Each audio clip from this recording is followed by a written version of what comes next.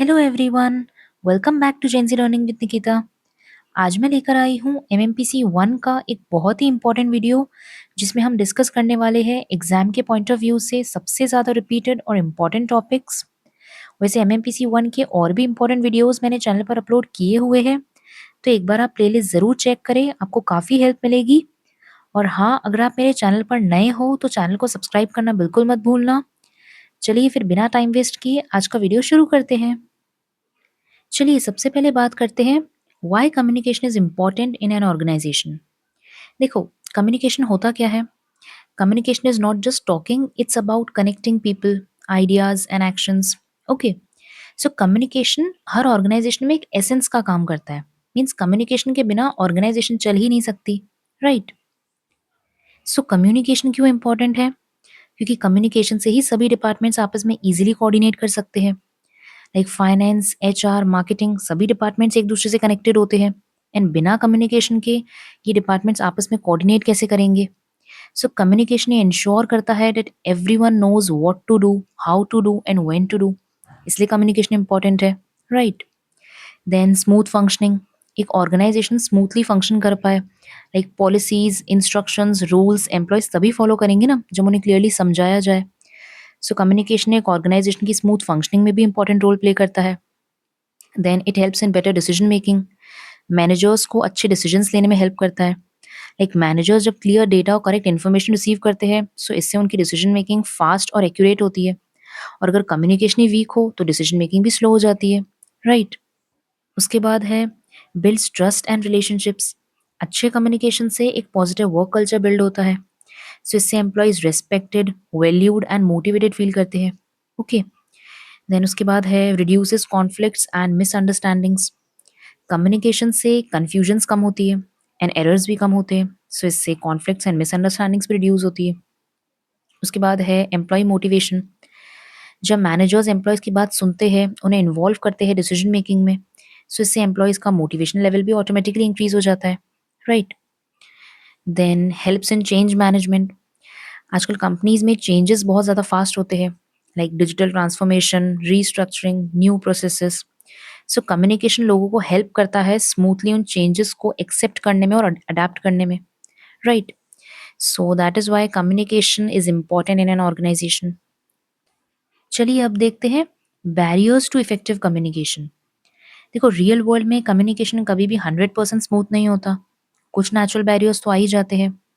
सो सबसे पहले है language barriers. Language barrier means जब दो पर्सन एक दूसरे की लैंग्वेज नहीं समझ पाते हैं, या उनके एक्सेंट्स डिफरेंट हो, या कुछ अनफेमिलियर वर्ड्स का यूज़ किया जा रहा हो। सो जो मैसेज हमें कन्वे करना होता है उसमें कन्फ्यूजन क्रिएट हो जाती है। सो ये होता है लैंग्वेज बैरियर। ओके, उसके बाद है साइकोलॉजिकल बैरियर्स।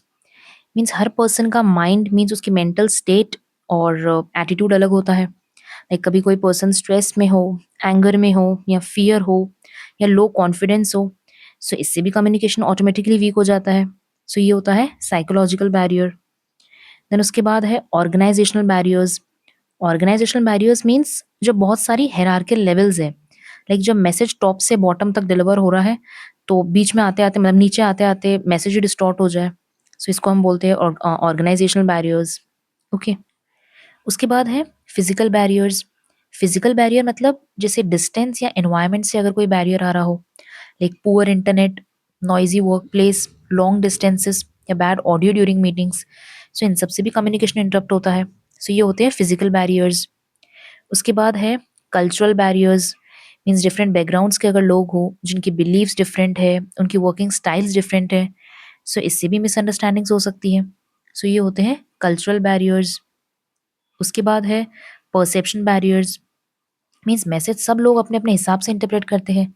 सेंडर कुछ और बोल रहा होता है, रिसीवर कुछ और ही समझ लेता है। सो इससे क्या आ जाता है? Perception barrier. उसके बाद है इंफॉर्मेशन ओवरलोड। आज के टाइम में बहुत सारी मेल्स, मीटिंग्स, मैसेजेस, इन सबसे एम्प्लॉयज ओवरलोड हो जाते हैं और इंपॉर्टेंट इन्फॉर्मेशन ही मिस हो जाती है। सो ये भी एक बैरियर है। So these are the barriers to effective communication. Okay, चलिए अब देखते हैं how to minimise these barriers. इन कम्युनिकेशन बैरियर्स को मिनिमाइज कैसे किया जा सकता है या मैनेज कैसे किया जा सकता है? Use simple clear language. Means simple और क्लियरली अपने मैसेज को कम्युनिकेट करो। कोई टेक्निकल वर्ड्स का यूज़ ना लो, कंफ्यूजिंग सेंटेंसेस यूज़ मत करो। Okay. Then encourage open communication. Employees को फ्रीली बोलने दो, उनसे फीडबैक लो, इससे ओपन कम्युनिकेशन एनकरेज होता है and two way communication always works better, right? Then improve listening skills. Active listening होनी चाहिए, सिर्फ चीज़ों को सुनो ही नहीं, उसको समझो भी। Understanding before responding. Then reduce hierarchical layers. Means message को डायरेक्टली और फास्ट डिलीवर होने दो, बीच में जो हेरार्कियल लेयर्स होती है उन्हें रिड्यूस करो। Then use proper technology. Means video calls, emails, chats, notice boards, जो भी प्रॉपर टेक्नोलॉजी सूटेबल हो उसे सेलेक्ट करो। Then provides training. बहुत एम्प्लॉयज़ में कम्युनिकेशन स्किल्स नहीं होती, तो उन्हें ट्रेनिंग दो जिससे उनकी कम्युनिकेशन स्किल्स इंप्रूव हो।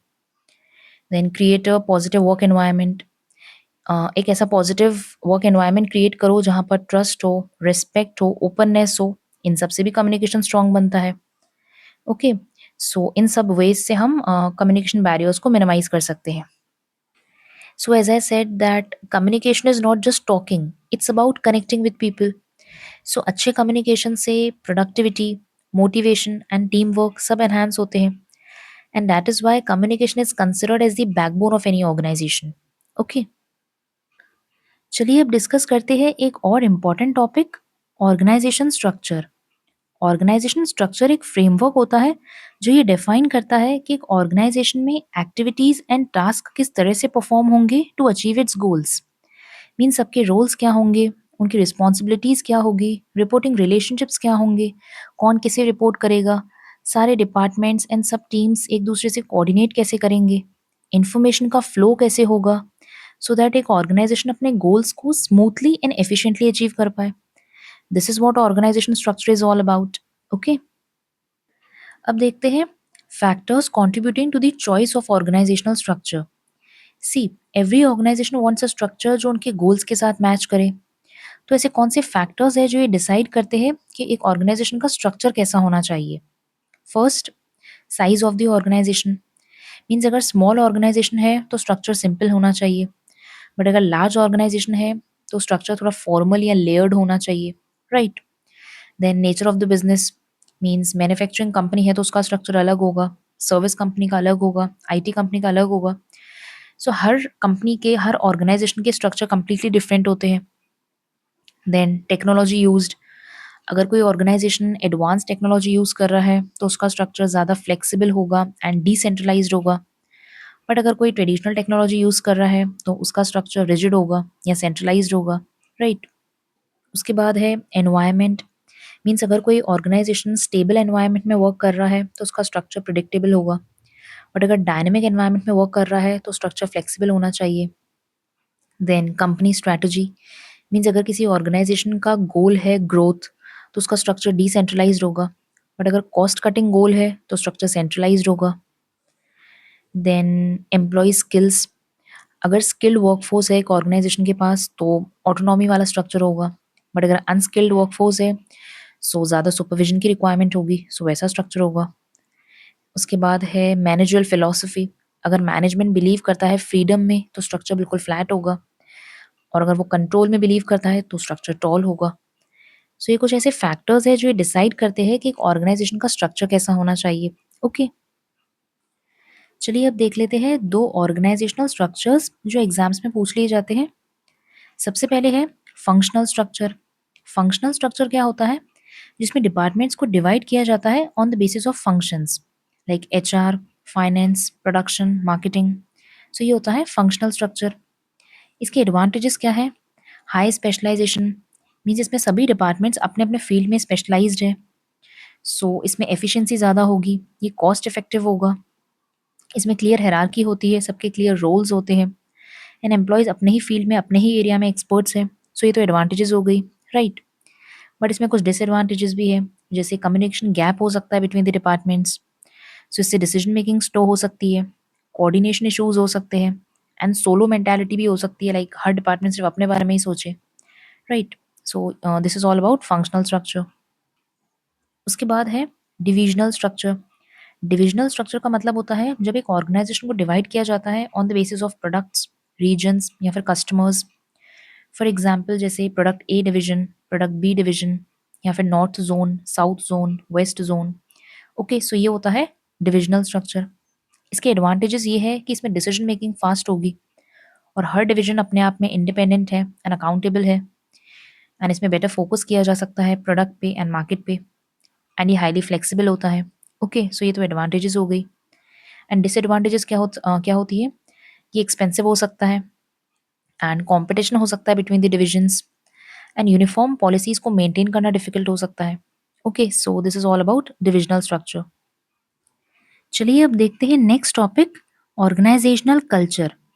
इन सिंपल वर्ड्स, ऑर्गेनाइजेशनल कल्चर का मतलब है एक ऑर्गेनाइजेशन में लोग किस तरह से बिहेव करते हैं, कैसे डिसीजंस लेते हैं और एक दूसरे के साथ काम कैसे करते हैं।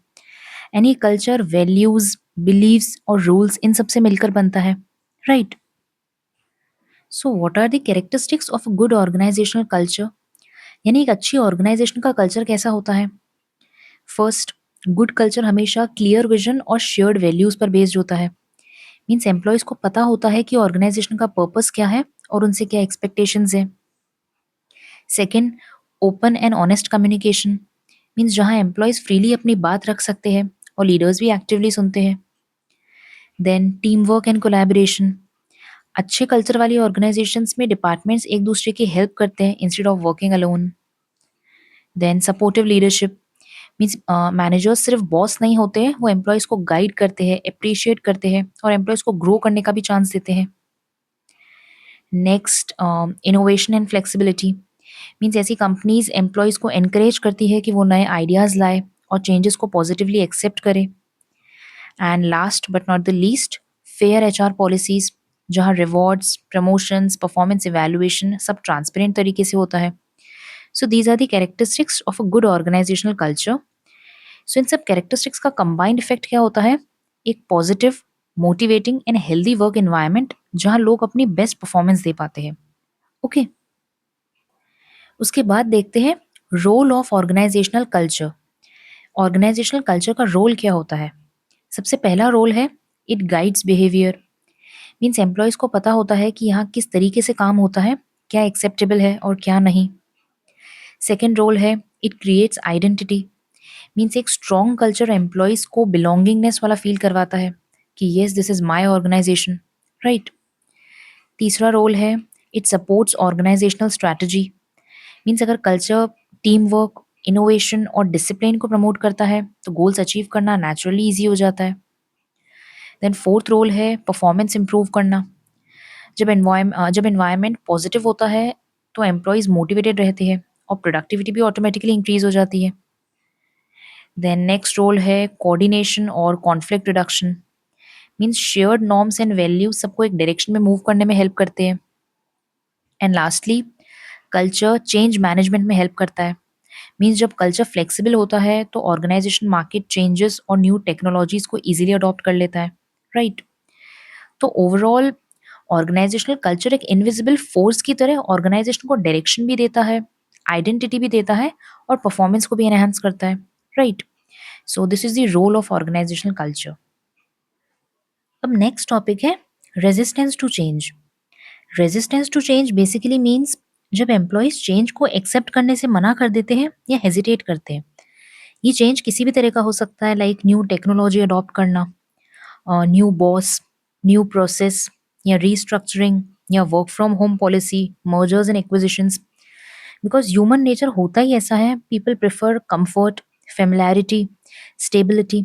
सो जब कुछ नया आता है तो दे बिकम अनश्योर कि इसका इम्पैक्ट क्या होगा, सो दे रेजिस्ट चेंज, वो चेंज को अवॉइड करते हैं, राइट?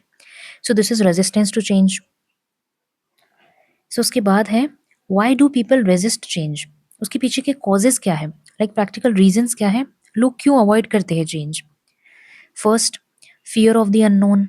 मीन्स लोग सोचने लगते हैं ये न्यू सिस्टम मुश्किल हुआ तो, या जॉब चली गई तो, न्यू बॉस स्ट्रिक्ट हुआ तो। सो ये एक रीजन है चेंज को रेजिस्ट करने का। Then second, loss of control. Means employees feel that they are losing control over their work style. So new change से उन्हें अपनी वर्क स्टाइल बदलनी पड़ेगी। सो ये भी एक रीजन है। Then lack of trust. Means अगर मैनेजमेंट और एम्प्लॉयज के बीच ट्रस्ट कम हो तो रेजिस्टेंस ज़्यादा होता है। Then bad past experience, means अगर पहले चेंज सक्सेसफुल नहीं हुआ हो तो लोग दोबारा ट्रस्ट नहीं करते। उसके बाद है habits and comfort zone, old ways are always comfortable and new ways demand effort, learning and time, and लोग अपना कंफर्ट जोन छोड़ना नहीं चाहते। देन पुअर कम्युनिकेशन, जब एम्प्लॉयज़ को क्लियर ही नहीं होता कि चेंज क्यों हो रहा है, so they naturally resist. Then fear of more workload, means new change से न्यू रिस्पॉन्सिबिलिटीज आएगी and this scares people. So ये कुछ रीजंस हैं चेंज को अवॉइड करने के या रेजिस्ट करने के। ओके, अब नेक्स्ट है हाउ टू रिड्यूस और overcome resistance to change. Means resistance to change को रिड्यूस करने के पीछे क्या स्ट्रैटेजीज हैं या क्या वेज है इससे ओवरकम करने की। First, clear communication, means employees को ये बताए कि चेंज क्यों हो रहा है, इसके बेनिफिट्स क्या है, इसका इम्पैक्ट क्या होगा, सो इससे अनसर्टेनिटी कम होगी, right. Then second, employee participation, अगर एम्प्लॉयज़ को डिसीजन मेकिंग में इंक्लूड कर ले हम तो इससे रेजिस्टेंस ऑटोमेटिकली कम हो जाता है। देन training and support, new change को समझाने के लिए एम्प्लॉयज़ को ट्रेनिंग एंड सपोर्ट देना चाहिए। देन एड्रेसिंग एम्प्लॉय कंसर्न्स, उनकी प्रॉब्लम्स को जेन्यूनली सुनो, उनके फियर्स, उनके डाउट्स, वर्कलोड, इसको समझो। देन लीडरशिप सपोर्ट, मैनेजर्स को अपनी टीम को, अपने एम्प्लॉयज़ को सपोर्ट करना चाहिए ताकि वो न्यू चेंज को ईजिली अडेप्ट कर पाए। Then provide incentives, reward systems हमेशा ऐसे होने चाहिए जो एनकरेज करें एम्प्लॉयज़ को to adapt the change faster. Then gradual implementation, sudden change तो शॉक क्रिएट करता है and gradual change makes the transition easier, right. Then building trust, transparent communication, honest leadership और रिस्पेक्ट, रेजिस्टेंस ऑटोमेटिकली रिड्यूस हो जाएगा इनसे, right. So resistance to change is natural, ये हर जगह होता है, बट अगर कम्युनिकेशन राइट है, ट्रेनिंग, लीडरशिप, सपोर्ट है, तो organisations can manage this change smoothly. Okay, so these are some ways और स्ट्रैटेजीज टू रिड्यूस और ओवरकम रेजिस्टेंस टू चेंज। अब इस चेंज का एक मॉडल देख लेते हैं, कर्ट ल्यूएंस चेंज मॉडल। इसमें 3 स्टेप्स होते हैं, अनफ्रीज, चेंज और रीफ्रीज। अनफ्रीज का मतलब है एम्प्लॉयज़ को मेंटली प्रिपेयर करना फॉर चेंज, उन्हें बताना क्यों चेंज ज़रूरी है। फॉर एग्जाम्पल, जैसे ओल्ड सॉफ्टवेयर स्लो हो रहा है तो न्यू सॉफ्टवेयर से प्रोडक्टिविटी इंप्रूव होगी, सो इसको बोलते हैं unfreezing. Okay, then second step है चेंज या फिर ट्रांजिशन, मीन्स यहाँ पे एक्चुअल चेंज इम्प्लीमेंट होता है through training, new systems, new processes etcetera. Okay, then उसके बाद थर्ड स्टेप है फ्रीज या फिर रीफ्रीज, मीन्स न्यू चेंज को स्टेबलाइज करना, पॉलिसीज, सपोर्ट, रिवॉर्ड्स, रिमाइंडर्स के थ्रू। ओके, बहुत इजी सा मॉडल है, ओनली 3 स्टेप्स है इसमें।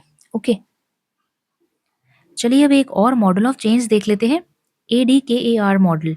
इसमें 5 स्टेजेस होती है या 5 स्टेप्स होते हैं, awareness, desire, knowledge, ability and reinforcement.